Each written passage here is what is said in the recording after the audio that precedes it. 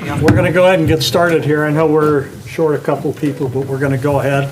I'm going to call the special city council meeting to order. Roll call, Maureen. Here. Dar. Here. John. Here. Tom. Here. And I'm not sure where Bailey and Pat are, but we're going to go ahead. So new business is Resolution 17-23, amending and restating Resolution 0923, providing the issuance, sale, and delivery of $4,670,000 general obligation street improvement bonds, Series 2023A, City of Prescott, establishing the terms and conditions thereof, directing their execution and delivery, creating a debt service account therefore, and awarding the sale thereof. Would you like to take that, sir? I can. All right. You have to come up here to the Yeah, podium, no, please. absolutely, sure. And I have Matt has put the discussion presentation up on the screen, but I've got hard copies. Would anyone prefer to have a hard copy?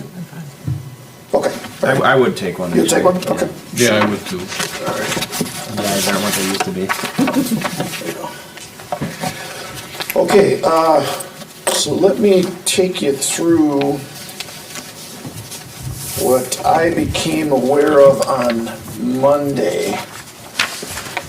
So following the bond sale that we had on, I think it was the 13th, we go through a long process of closing the issue, kind of like if you sell or buy your home, you go through a process of closing on your mortgage. And 99 times out of 100, there's nothing really that comes up with that process. But this one, there was something that came up. And what we realized, and maybe, Matt, if I can have you go to page 2, or can I control that here? Just the arrow, if you want to push it. Just here, okay. Perfect. What we realized in getting the final numbers from TD Securities, who is the winner of the competitive bid, is they had bid, and so did all the other bidders, on the assumption that the prepayment date, the date where the city could exercise an option to pay the issue off early or refinance the issue, was August 1st of 2032. Okay? The numbers that we ran on the day of sale and what we had in our offering statement had that prepayment date of 8/1/31, or 1 year earlier. So that difference can affect the numbers. It is not as much, but in the same way that the interest rates affect the numbers, the price that they're going to pay for the bonds, there is an impact on that. And so we double-checked all the bidders bid under that assumption, not the 8/1/31. And what we think occurred is what we call our notice of sale, which tries to notify bidders that there's going to be a sale on the horizon, we'd like them to participate. That must have had the 8/31/32, so some kind of a typo, clerical error occurred there. The information goes to what's called the parity bidding platform. This is going to be more than you want to know, but it's built into their system, and that's where the bidders put in their bid.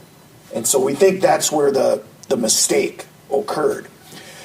So when you have that change, as I mentioned, it does have an impact on the numbers. And what I've highlighted in the different colors is that on the one side, the reoffering premium or revenue, additional revenue from the bid that we got, more revenue is generated based on that call date, that more premium is generated based on that call date being a year later.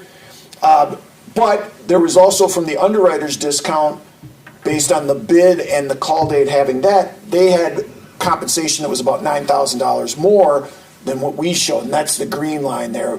We had showed compensation that for the underwriters about 45, and it's 55. The amount of money generated by the premium covers that, but we also made the decision to lower our costs to cover that. So Ellers would reduce about 9,800. And what that means from the standpoint of the city, if we do approve the new updated resolution, is the net debt service will be about $9,800 less than what we talked about a couple of weeks ago. Okay, so what we're trying to do at this point is the sale closes next Monday on the 6th, and I'll go to the next slide here. I forgot I'm in control. One of the other options that we talked about with Matt, since this had occurred, and we originally thought the call date was going to be on the 31st, but it would have to now be on the 2032 instead of 2031. With the call date coming up on the 6th, one option would be, well, could we revisit and maybe potentially rebid the whole thing?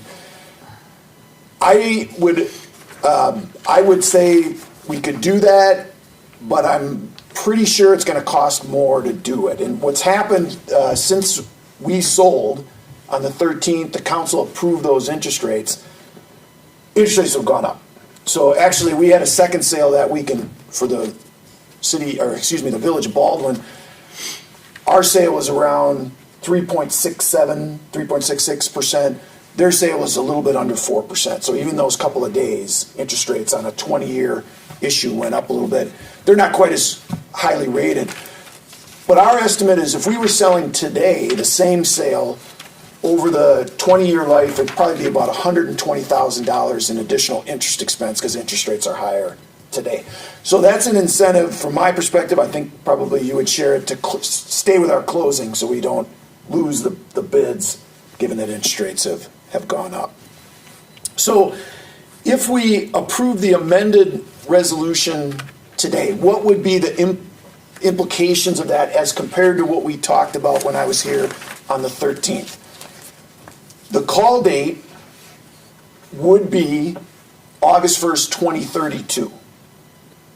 So we would still have a call date in the issue, but instead of the 8th year of the issue, it's going to be the 9th year of the issue and any time thereafter. And as I talked about with you guys with the call before, that's your option. It's not something you have to do. The other side, the owner of the bonds can't require you to pay early or refinance. It's just an option that you have. If interest rates are higher in 2032, you're not going to do anything with it. But if they're lower, you'd have the option of paying it early or refinancing. In terms of the debt payments that you as a city need to make on the bonds, they will go down if the resolution's approved about $9,500. So there'll be a little less cost over the 20-year term of the bonds. The underwriter's discount, as I talked about that $9,800, that increase because of the corrected bid with the different call date, Ellers will adjust our cost to cover that cost because that was not planned for when we talked about the sale on the 13th of February. So the picking up of that cost through the reduction of our costs really is what leads to that $9,500 less in total costs for the city on the issue from the original plan. The true interest rate that we talked about on the 13th of 3.66% is basically the same rate. There's a little, if you go up 3 or 4 basis points beyond the decimal, or three or four numbers beyond the decimal, it's a little bit different, but 3.66% is where the true interest rate will remain. The interest rates that were bid to us, those will also stay the same. No change in that. And we would still close on the 6th. So that would be the funding date where the city will receive the funds and then can start looking to those dollars to pay the street projects over the next couple of years. So with all that in place, with interest rates higher, our recommendation, we talked with Matt and Beth about it, is we're going to lose that. The call date will be 1 year later, but when we put everything together, we look at the additional costs, it would still be our recommendation to proceed and reaffirm the rates that we got and continue with the closing on the 6th versus another option saying, let's cancel the sale, go back out and resolicit, because I think that would be more expensive to do that. So at this point, Matt, unless you got anything to add, I'll stop, maybe take any questions from the council on what occurred and what needs to occur to maintain that closing date on Monday, on the 6th. From what I understand from what you said, it might have been the underwriter's mistake. So Yep. why does Ellers need to eat the difference then? Yeah, so our system has redundancy in it that we try to make sure we catch these, but we didn't. Okay, One of the other things that has redundancy that we rely on is after we get the bids, we talk with Matt and Beth and say, here's some change. Remember, we reduced the size of the issue. We make those changes, we get those guys to sign off on it. We run the numbers and we send them to the bidder and we say, do you guys concur with this? They did concur, but they shouldn't have. So we've talked to them about that. okay, But we represent you guys, so ultimately we're responsible. So Okay. that's really for the reason for that, dealing with that issue. Yep. okay, thank you. Yep. What you're basically saying is you're gonna claw back whatever you can from them yourselves. Yeah, we talked a little bit, with the management group about this. It's unlikely. I mean, there's nothing written. We talked about is that something that's a possibility? My guess is that we don't even end up bothering with it because it isn't a contractual, the contract is between the city and TD to buy the bonds. So I will notify the city if we're ever going to consider something like that, so you're aware of what we're doing. But I think it's unlikely in this case.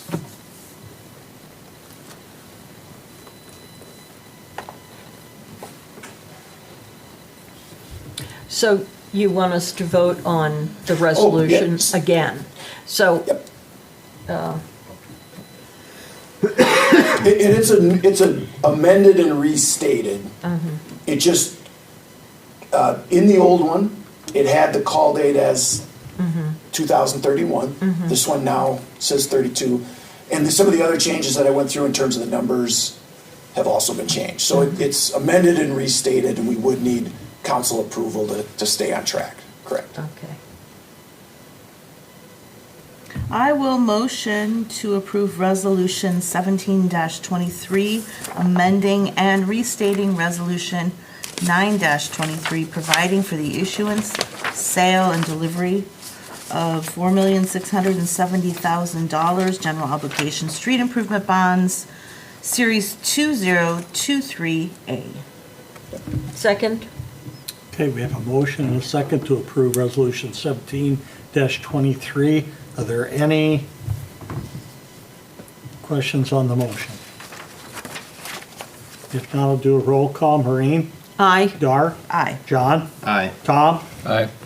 Okay, motion carried. Thank you. Thank you, Sean. Appreciate you guys getting together too, because I know you had a meeting on Monday as well. So sorry about the hassle. And I also thanks to these guys because they've had to, Mayor, I know you've had to sign a few things too. We had to redo a bunch of paperwork. So we appreciate everybody's flexibility and keeping us on schedule to get that closing date on the Yeah. 6th. Thank you. Yeah. Okay. No, thanks. In Thanks your a lot. industry, is it, all attaboys are canceled by one aw shucks? Yeah, it made for a stressful couple of days.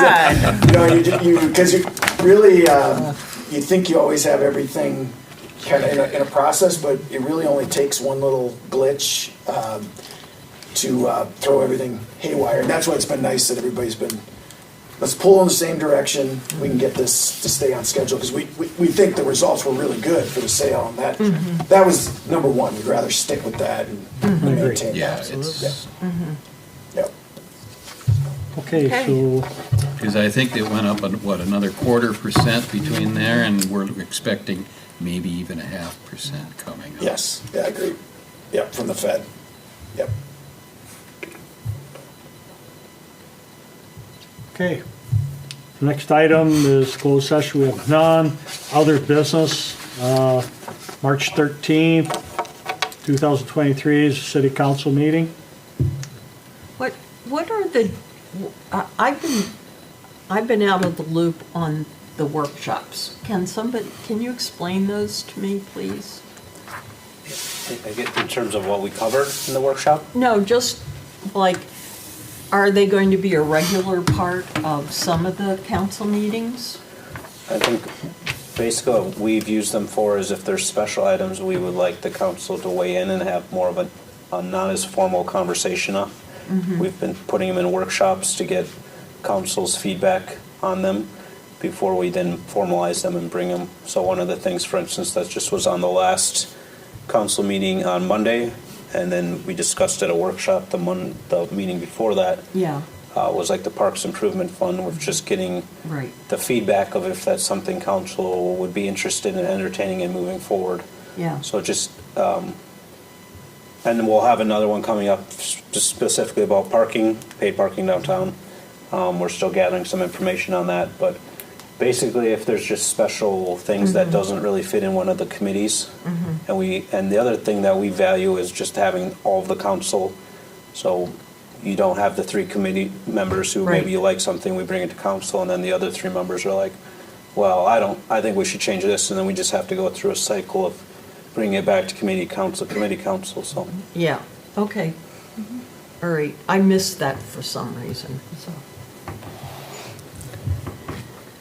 I think, so the attendance check was just, I know Councilmember Peterson and Councilmember Knox, both have children, are going to be gone on the March 13th, and we have a public hearing scheduled for the special assessments for the Locust Street project, so just want to verify with Councilmember Oss, Hinson, Otwell, and then I'll reach out to Bailey as well, but Yeah, that I'll be here. everybody will be here on the 13th. I'm